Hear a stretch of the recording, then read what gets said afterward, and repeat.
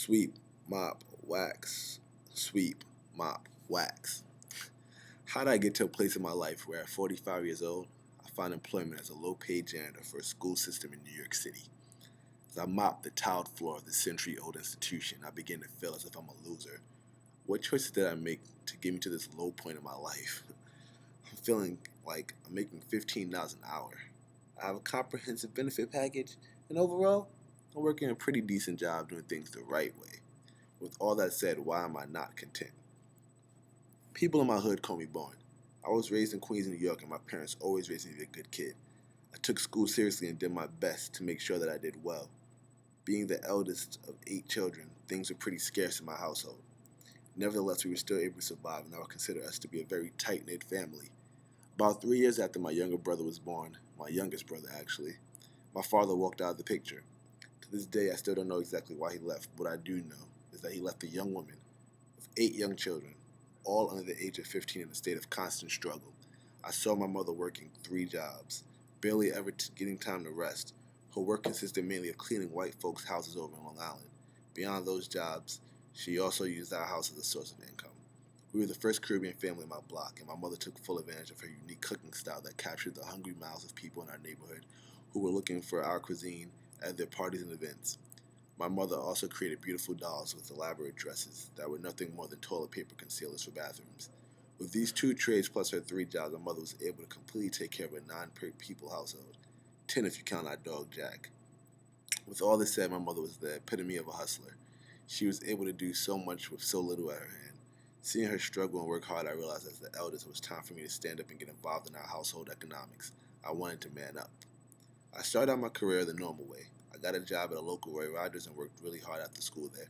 For about 1 year of my life, I put chicken and biscuit in boxes and smiled in a phony manner to people who I secretly hated.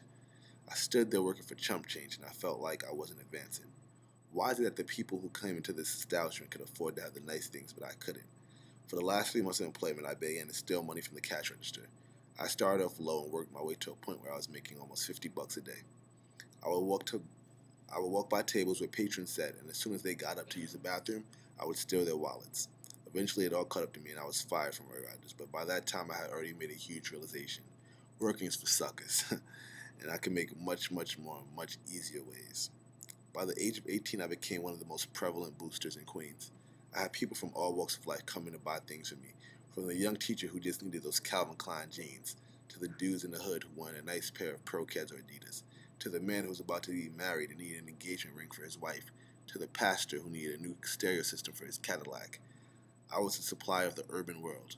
White people had Sears Roebuck. Black people in my neighborhood had Barn. I was like the Robin Hood of my time. I stole a lot and cheated to get merchandise, and I sold it back to people for the normal 50% discount. People always wondered how I was able to get such a wide array of products and sell it for so cheap. I simply always joked and said, if I tell you, I have to kill you. The conversations usually ended about then. My techniques were pretty simple, but they allowed me to completely own the retail world from the 1980s to the 1990s. I had a few things that I did that were proven effective and got me my products for a good price. The first and most obvious thing I did was pickpocket. I would go to malls in mainly white areas and snatch people's wallets while they were busy or simply not paying attention. Any given day, I snatched about 4 wallets and purses, with Christmas time being my most profitable season.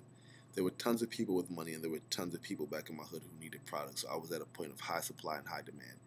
My pickpocketing introduced me to using people's credit cards to buy things. If I found a credit card in the mall, I would simply go to a store and buy something expensive quickly before the person reported it stolen. I would then return the product at a different store, either selling the store credit to someone or buying things that people in my neighborhood would value more. My second way of getting product was the old-fashioned way, by working in the stores. Myself, along with some accomplices, would get random jobs at department stores, which were just a front to get the products. We would use those connections and usually quit within a month or two. We walked away with our store shirts and name tags and keys to various places in the store.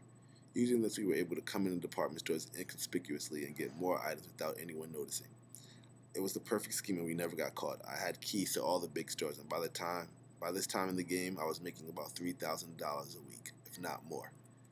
I was still helping out at home. I never forgot that my mother needed me to help out. She started to become inquisitive, however, about my new choice of clothing. I was wearing really expensive clothes, my room decor, and the amount of money I was giving her. I dealt with her questions for months before realizing that it may be best for me to move out. I wanted to move away and have my space, but I wanted to make sure I still helped out and didn't make things seem even weirder at home. I ended up keeping a room at home and getting an apartment that no one knew about a town or two over. I removed all illegal business activities from my mother's house and began using my house as a pit of profit. Things were moving really fast and I was making a lot of money. I hadn't got locked up yet and I was becoming the man. I had the clothes, the car, and the girls. Everyone knew what I did, but no one spoke of it. There's a bit of solidarity in the hood. People understand that if I was their gateway to nicer things for a low cost, they did everything in their power to salvage that relationship and make my rep in the neighborhood squeaky clean, making sure that I was never snitched out. In the late 1990s, I began a new form of hustling. A friend of mine heard about a machine that actually made credit cards. We could get one credit card from someone and get all their information. We were able to buy a list with people's information. I began my next career moving fraud. I fraudulently created credit cards and was making huge purchases on them. I purchased BMWs and Mercedes Benz with credit cards and sold them back to different dealerships, taking the cash to finance my first house. I was making so much money that I didn't know what to do with it. I gave it to friends and close relatives. I gave them these credit cards and to uplift themselves, and that was probably the biggest mistake I ever made, and that mistake ended my career. On July 13th, 2003, at 5 o'clock in the morning, I received a hasty knock on my door. I knew what this knock was. Anyone who participates in the underground economy knows what this knock is. I slowly unlocked each of the 5 locks on my door and raised my arms, knowing that this was the end of my career. As the door swung open, I felt the cops swiftly pounce on me, reading me my Miranda rights. Mr. Joseph, you have the right to remain silent, and telling me that I was being arrested. Now, one bit of emotion came across my face. I was sent to a speedy trial, and by December 1st, I was sentenced. I was sentenced to 6 years in prison, and when the judge ruled against me, again there was no emotion. I deserved every bit of time. I have managed to make a 25-year career off of stealing and being fraudulent. I thought I was doing something good for myself. I thought I was being different than those drug dealers and pimps. But in reality, it was all the same. We were all the same. In 2008, I was let out of jail. People who used to depend on me really didn't care about me anymore. It seems as if once you stop feeding people's hunger, they lose all interest in you. My family was still there for me. I had over $200,000 in fines, which means I'd be paying back the government for the rest of my life. As I sit here and mop this floor for about $500 a week, I realize that this is not the most glamorous or prosperous as my earlier line of work. However, there is a bit of satisfaction. My family is happy that I'm living my life the right way. I can now sleep comfortably without the constant thought that someone will come in and rob me or arrest me. But most importantly, I'm content with myself. I take pride in the work I do, and I know that things will eventually get better. My career in crime had a good run, but now it's time to face the marathon. Peace.